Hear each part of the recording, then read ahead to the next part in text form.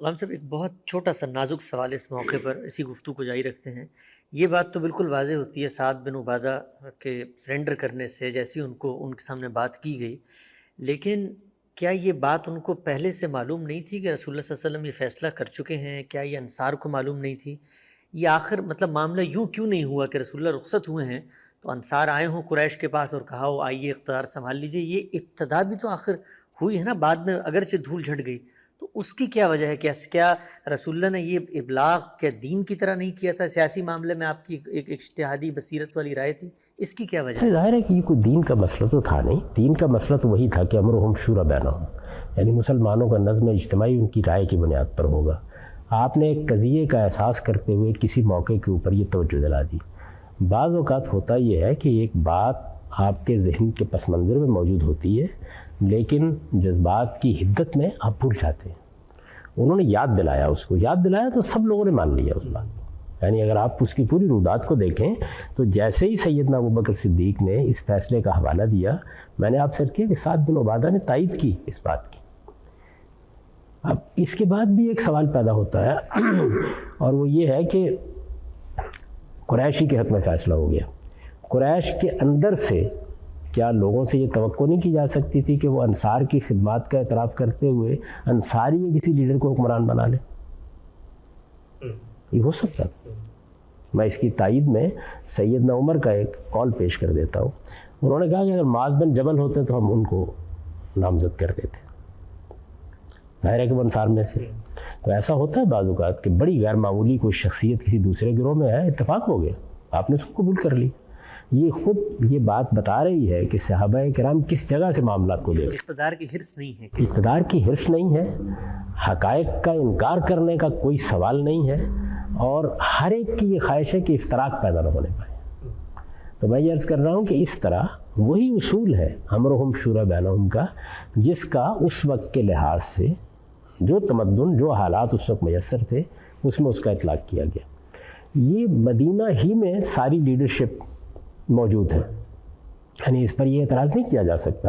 نیا علاقہ فتح ہوا ہے، جو تعلق پیدا ہوا ہے رسالت مآب صلی اللہ علیہ وسلم کے صحابہ کا عرب کے دوسرے لوگوں کے ساتھ، وہ حاکم اور محکوم کا تعلق ہے، کیونکہ ہمیں یہ معلوم ہے کہ رسول اللہ صلی اللہ علیہ وسلم کی طرف سے اتمام حجت کے بعد اللہ تعالیٰ نے نہ ماننے والوں کے لیے جس سزا کا اعلان کیا ہے سورہ توبہ میں، وہ کیا ہے؟ یعنی نہ ماننے والوں میں مشرکین عرب ہیں تو ان کے لیے موت کی سزا ہے، اور دوسرے گروہ ہیں، اہل کتاب کے بھی کچھ گروہ موجود تھے، دوسرے گروہ ہیں تو ان کے لیے محکومی کی سزا ہے۔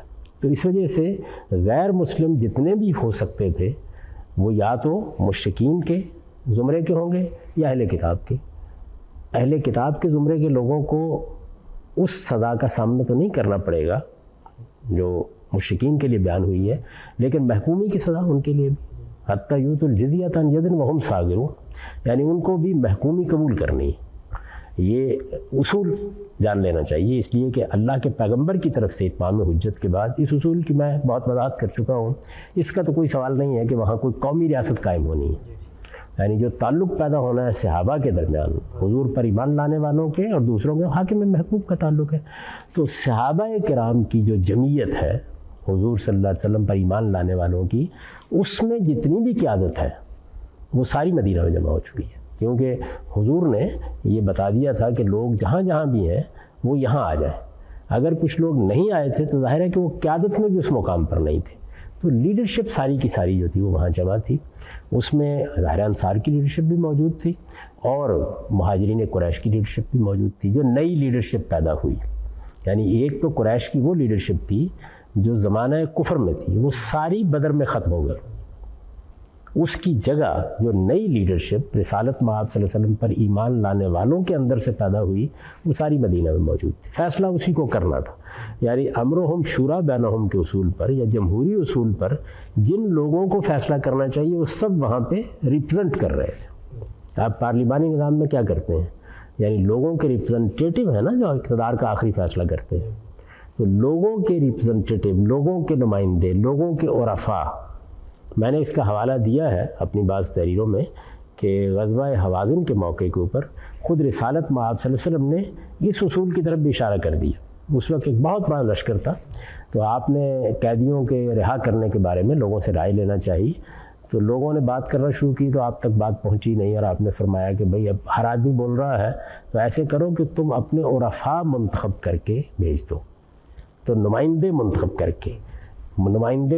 کر کے بعض حالات میں یہ طریقہ ہوگا.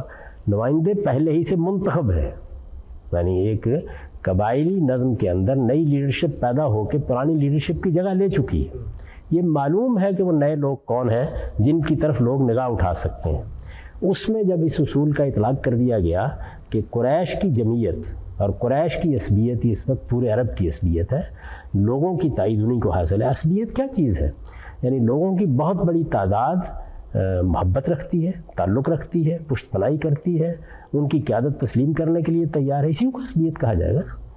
تو یہ چیز ہے جس کی بنیاد پر رسالت مآب صلی اللہ علیہ وسلم نے فیصلہ کر دیا. یعنی امرہم شورا بینہم کے اصول کا ایک قبائلی معاشرے میں جب آپ اطلاق کریں گے، آج کے زمانے میں بھی اسی طرح کریں گے. آپ یہ دیکھیے کہ اس زمانے میں ہم نے اپنے ہاں کے قبائلی علاقوں کے معاملے میں یہی طریقے اختیار کیے. ان کے عمائدین ہیں، ان کے بڑے لوگ ہیں جن کے ذریعے سے ہی ان کی رائے کی نمائندگی ہوتی رہی ہے. اب کہیں جا کر ہم اس پوزیشن میں آئے ہیں، یہ 21ویں صدی کی بات کر رہے ہیں، اب کہیں جا کے اس پوزیشن میں آئے ہیں، اور اب بھی معلوم نہیں آئے ہیں کہ نہیں آئے ہیں کہ ان کو بھی اسی طریقے سے حق دیا جائے جس طریقے سے باقی قوم کو حاصل ہے. تو ہمارا حال یہ ہے کہ ہم آج کے زمانے کی چیزوں کو دیکھتے ہیں اور پھر اس کے بعد حاضر کو رفتہ میں داخل کر دیتے ہیں. اس وقت یہی سب سے زیادہ اچھا طریقہ ہو سکتا تھا. اچھا، یہ رسالت مآب صلی اللہ علیہ وسلم یہ فیصلہ نہ فرماتے اور تو ظاہر اس میں بحث ہوتی، بہت بڑی نزاع پیدا ہو جاتی. اس سے بچنے کے لیے کیونکہ آپ کی شخصیت ہر نزاع سے بالاتر تھی اور آپ کے کسی فیصلے کے بارے میں یہ رائے نہیں ہو سکتی تھی کہ اس میں کسی جانبداری کا اندیشہ ہے، تو آپ نے خود ہی یہ فیصلہ فرما دیا. اور اس کے بعد میں نے عرض کیا کہ سیدنا ابوبکر صدیق کی شخصیت ایسی تھی کہ گویا لوگوں کے مابین ان کے بارے میں اختلاف کا کوئی امکان نہیں تھا. اچھا، 2 آدمی 4 آدمی فرض کر لیجیے اختلاف بھی رکھتے ہو تو لا یوم بھی اس کی کوئی حیثیت نہیں ہے، جمہوری اصول پر بھی کوئی حیثیت نہیں ہے. تو ایک بڑی تعداد اس کی تائید ظاہر ہے کہ اگلے دن کے واقعات سے ہو جاتی ہے. اگلے دن آ کے جب یہ اطلاع کی گئی تو کیا مدینہ میں بغاوت ہو گئی؟ کیا اب تلواریں کھنچ گئیں؟ کیا لوگوں نے ماننے سے انکار کر دیا؟ کچھ بھی نہیں ہوا. یعنی لوگوں نے خوش دلی کے ساتھ ان کو اپنا حکمران مان لیا. تو بالکل ٹھیک جمہوری اصول کے اوپر سیدنا ابوبکر صدیق کو اقتدار منتقل ہو گیا. اب اس میں یہ ذہن میں رکھیے کہ جمہوری اصول کے اوپر جب میں کہتا ہوں تو پہلی چیز کیا ہے، پورے جزیرہ نما عرب میں جس گروہ کو لوگوں کی تائید حاصل ہے اس گروہ کو اقتدار منتقل ہوا ہے. اس گروہ کو، وہ کون ہے؟ مہاجرین قریش. اس گروہ کی ساری قیادت اس پس منظر میں، یعنی رسالت مآب صلی اللہ علیہ وسلم کی دعوت اٹھی، آپ مدینہ میں آئے، وہ دارالہجرت قرار پایا، اس پس منظر میں ساری قیادت مدینہ ہی میں موجود ہے. جو قیادت پہلے تھی قریش کی وہ ختم ہو چکی ہے، یعنی پارلیمنٹ مدینہ میں ہے آج کے زمانے کے لحاظ سے دیکھیں. یعنی وہ ساری قیادت جو پہلے تھی وہ معرکہ بدر میں ختم ہو گئی ہے، اور نئی قیادت جو پیدا ہوئی ہے وہ ساری پہلے سے وہی موجود ہے. اسی کو فیصلہ کرنا ہے. تو امرہم شورا بینہم کے ہر اصولی اطلاق کے لحاظ سے بالکل ٹھیک قاعدے کے مطابق سیدنا ابوبکر صدیق کو حکومت منتقل ہو گئی. اس وجہ سے جب لوگ یہ کہتے ہیں نا کہ دیکھیے وہ تو ایک چبوترے پر لوگ بیٹھے ہوئے تھے، انہوں نے منتخب کر لیا، ایسا نہیں ہے. پارلیمانی پارٹی کا بھی اگر آج مثال کے طور پر اس وقت ہمارے وزیر اعظم دنیا سے رخصت ہو جائے تو جس پارٹی کے پاس اقتدار ہے اسی کی پارلیمانی گروہ کو مل بیٹھ کے فیصلہ کرنا ہے. وہ ہو سکتا ہے کہ بنی گالہ میں فیصلہ کر رہے ہوں بیٹھ کے، ہو سکتا ہے کہ کسی چبوترے پر بیٹھ کے فیصلہ کر رہے ہوں، ہو سکتا ہے کسی ہوٹل میں بیٹھ کے فیصلہ کر رہے ہوں، لیکن کیا وہ فیصلہ نمائندگان کا فیصلہ نہیں ہوگا، ریپرزنٹیٹیوز کا فیصلہ نہیں ہوگا؟ تو اصل میں بات یہ ہے کہ اس موقع کے اوپر بھی بالکل اسی طریقے سے ایسا ہوا ہے. میں پھر توجہ دلا دوں کہ جو اصول ہے، یعنی یہ اصول کہ فیصلے کی بنیاد امرہم شورا بینہم ہے، اس کا اطلاق آپ ان حالات میں کریں گے جو آپ کو میسر ہے. آج کے حالات میں اس کا اطلاق اور طریقے سے ہوگا، قبائلی تمدن میں اور طریقے سے ہوگا، کسی اور معاشرے میں اور طریقے سے ہوگا. ہم اس وقت انتخابات کی بات کرتے ہیں، اس میں آپ بیلٹ باکس رکھتے ہیں، اس میں ایک الیکشن کمیشن بناتے ہیں، اس کے بعد یہ سب ہوتا ہے. ممکن ہے کہ ٹیکنالوجی کا ایسا انقلاب برپا ہو کہ 15-20 سال کے بعد ہم بالکل ہی اور طریقے سے یہ انتخاب کر رہے ہیں. تو طریقہ ہم نہیں ہے، وہ اصول کیا ہے، پرنسپل کیا ہے جس کی بنیاد پر فیصلہ ہو رہا ہے، وہ امر شورا بینہم ہے. اور میں نے عرض کیا کہ سیدنا عمر رضی اللہ عنہ نے جو خطبہ دیا ہے وضاحت کرنے کے لیے، اس میں پھر ایک مرتبہ اس اصول کو مؤکد کیا ہے کہ یہ بات یاد رکھو کہ لا خلافت الا مشورۃ من المسلمین، یعنی مسلمانوں کے رائے ہی سے خلافت کا انعقاد ہونا ہے. یہ طے شدہ اصول ہے. اس کا ظہور کیسے ہوگا، اطلاق کیسے ہوگا، جو حالات میسر ہوں گے. اب دوسرے انتخاب پر آئیے. اس میں بھی بہت اطمینان سے لوگ یہ کہہ دیتے ہیں کہ یہ تو ایسے ہی ہے جیسے کہ ولی عہد مقرر کیا جاتا ہے. سیدنا ابوبکر صدیق نے سیدنا عمر کو نامزد کر دیا. ایسا نہیں ہوا. یعنی بالکل وہی قاعدہ اختیار کیا گیا ہے جو قاعدہ اس سے پہلے ہم زیر بحث لا چکے ہیں. سیدنا ابوبکر صدیق کا آخری وقت آیا ہے تو انہوں نے تمام بڑے لیڈروں کو بلایا ہے. آپ جو ہمارے ہاں تاریخ کی اولین کتابوں میں شمار ہوتی ہے طبقات ابن سعد، صرف اس کو نکال لیجئے اور اس میں وہ ساری رودات پڑھ لیجئے. یعنی یہاں پھر دیکھیے جو بات بیان کی جاتی ہے وہ بالکل سادگی سے بیان کر دی جاتی ہے کہ انہوں نے نامزد کر دیا. انہوں نے نامزد نہیں کیا، انہوں نے نام پیش کیا. یعنی لوگوں سے رائے لی کہ میں اپنے بعد اگر عمر کو نامزد کروں تو تم کیا کہتے ہو. وہ تقریریں موجود ہیں جو لوگوں نے کی ہیں. لوگوں نے کہا کہ آپ جن کا نام لے رہے ہیں ان کا باطن ان کے ظاہر سے زیادہ پسندیدہ ہے. کچھ لوگوں نے اعتراض بھی کیا ہے، طبیعت پہ کچھ خشونت ہے، انہوں نے اعتراضات کا جواب دیا ہے. سارے لیڈر جو مہاجرین و انصار کے ہیں ان سب سے انہوں نے مشورہ کیا، بلکہ انصار کے بعد لیڈروں سے خاص طور پر مشورہ کیا ہے. مشورہ کرنے کے بعد جب ان کو یہ اندازہ ہو گیا کہ اس وقت قریش کے جو بڑے لیڈر یہاں موجود ہیں، اور ظاہر ہے کہ سیاسی حالات میں کوئی بڑا تغیر نہیں آیا تھا، جتنے لیڈر بھی یہاں موجود ہیں ان کی اکثریت آپ کہہ سکتے ہیں، بلکہ اتفاق رائے وہ سب کے سب مطمئن ہیں. تب انہوں نے اپنی وصیت لکھوائی، ان کا نام پیش کر کے وہ خط لکھا اور یہ کہا کہ یہ کل لوگوں کو پڑھ کے سنا دیا جائے، اس کے بعد وہ بیعت کر لیں. یعنی یہ معاملہ بھی بالکل اس طریقے سے ہوا ہے. ہمارے آج کے زمانے میں بھی اس سے مختلف کیا ہوگا؟ پارلیمانی پارٹی فیصلہ کر دے. یعنی ایسا ہی ہوگا نا. اگر فرض کر لیجئے کہ حکمران دنیا سے رخصت ہو گیا ہے تو کسی نئے انتخابات کا سوال نہیں ہوگا. یہاں تو اب ہم نے 5 سال کی مدت مقرر کی ہوئی ہے، ورنہ تو اگر آپ بالکل سادگی سے قبائلی ماحول میں چلے جائیں تو بھائی جب سیاسی حالات میں تغیر ہوگا تو ہو جائے گا. لیکن جب تک نہیں ہے تو جس گروہ کے بارے میں ابھی تک یہ اطمینان ہے کہ پورے عرب میں اسی کی سیادت قائم ہے، وہی فیصلہ کرے گا. اس کی لیڈرشپ وہی موجود ہے اور وہ فیصلہ کر رہی ہے جو فیصلہ انہوں نے کیا. تو سیدنا عمر کے بارے میں بھی بالکل اسی اصول کا اطلاق کیا گیا. یعنی لیڈروں نے اپنی رائے دی ہے، تقریریں کی ہیں، اپنی پسندیدگی کا اظہار کیا ہے. سیدنا عثمان کی تقریر موجود ہے، اس میں سیدنا اسید کی تقریر موجود ہے اور بعض لیڈروں کی ہے. مہاجرین و انصار کے تمام بڑے لوگوں سے مشورہ کرنے کے بعد انہوں نے یہ رائے قائم کی. ایسے ہی آج کے زمانے میں بھی کیا جائے گا.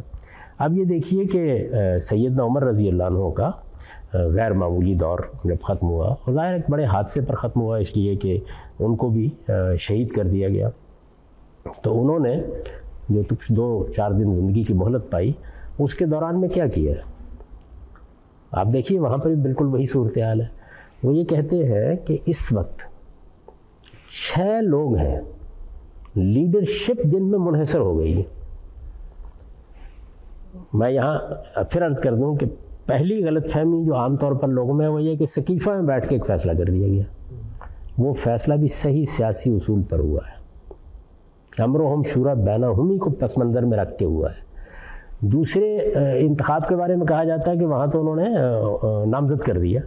وہ نامزدگی اس طرح نہیں ہوئی جس طرح خیال کیا جاتا ہے کہ بس میں نے نامزد کیا اور اس کے بعد کسی کو حکمران بنا دیا گیا. اس کے لیے رائے لی گئی ہے، مشورہ لیا گیا ہے، کوئی اعتراض ہوا ہے تو اس کا جواب دیا گیا ہے اور تمام بڑے لیڈروں نے اتفاق کیا ہے اس نامزدگی سے.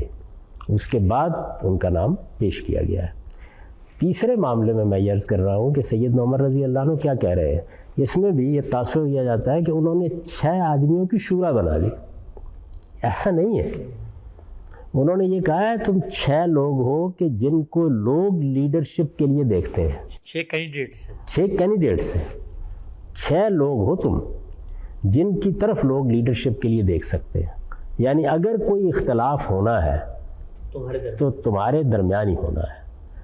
یعنی یا سیدنا علی کے حامی ہوں گے، یا سیدنا عثمان کے حامی ہوں گے، یا عبد الرحمن بن عوف رضی اللہ عنہ کے حامی ہوں گے، یا حضرت سعد بن وقاص کے حامی ہوں گے، یا حضرت طلحہ کے حامی ہوں گے، یا حضرت زبیر کے حامی ہوں گے.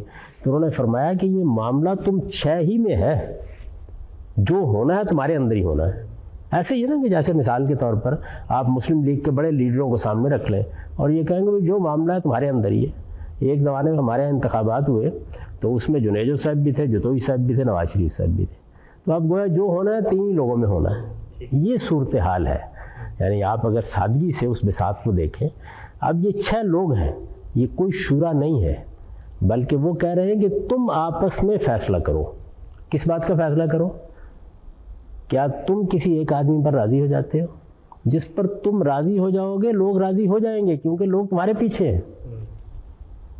یعنی اس وقت بھی اگر آپ دیکھیں کہ جتنی پاکستان میں بڑی پارٹیاں ہیں، اگر آپ غور کریں، تحریک انصاف ہے، مسلم لیگ ہے، پیپلز پارٹی ہے، ANP ہے، جمعیت علماء اسلام ہے، MQM ہے، آپ یہ جتنی بھی نمایاں پارٹیاں، جماعت اسلامی کو بھی شامل کر لیں، یعنی یہ جو نمایاں پارٹیاں ہیں، اگر آپ یہ کہتے ہیں کہ بھائی تمہاری لیڈرشپ ہے جس کے اندر اختلاف ہونا ہے، تو تم جو زیادہ اعتماد رکھنے والا کوئی شخص ہے اس کے اوپر اطمینان کر لو. انتخابات کرانا ممکن نہیں ہے. آپ ایک قومی حکومت قائم کرنا چاہتے ہیں، آپ عام طور پر کرتے ہیں نا، آل پارٹیز کانفرنس بلا لیتے ہیں. اس موقع کے اوپر آپ کچھ فیصلے کرتے ہیں، آراء قائم کرتے ہیں.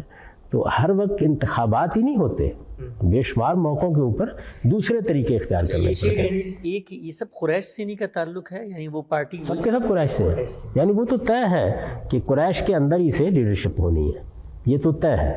سوائے اس کے کہ خود قریش مطمئن ہو جائے کہ ان کے ہاں لیڈرشپ نہیں ہے، یا ان کی لیڈرشپ سے زیادہ بہتر لیڈرشپ دوسری جگہ ہے، اور وہ اعتماد کر لیں. جیسے میں نے کہا کہ وہ اعتماد اگر قریش کا حاصل ہو جائے تو سعد بن عبادہ کو بھی حاصل ہو سکتا تھا، وہ اس کے خواہش مند رہے. وہ معاذ بن جبل کو بھی حاصل ہو سکتا تھا، وہ دنیا میں اس وقت موجود نہیں تھے. وہ تو بالکل ایسے ہی ہے کہ بعض اوقات ایک بڑی پارٹی بھی یہ کہتی ہے کہ ہم کسی دوسری پارٹی کے بڑے لیڈر کے اوپر اعتماد کر رہے ہیں.